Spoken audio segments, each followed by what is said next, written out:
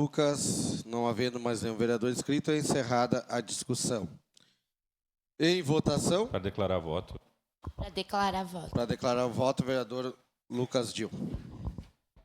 Obrigado, presidente, nobres colegas, todos que nos assistem, ao CETEC que está aqui presente, todos os alunos e professores, mas também saudar o nosso colega vereador Daniel Santos pela proposição deste projeto importante.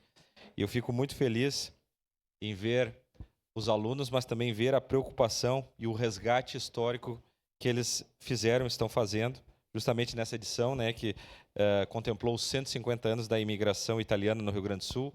Esse é o intercâmbio permanente, né, reflexões sobre a imigração e como é importante a gente fazer esses resgates históricos e sabendo que a nossa cidade é o que é pela força também dos imigrantes.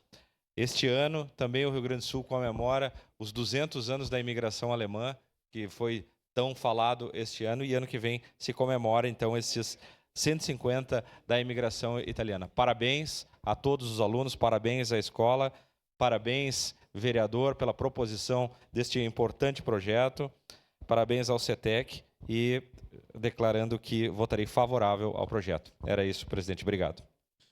Obrigado.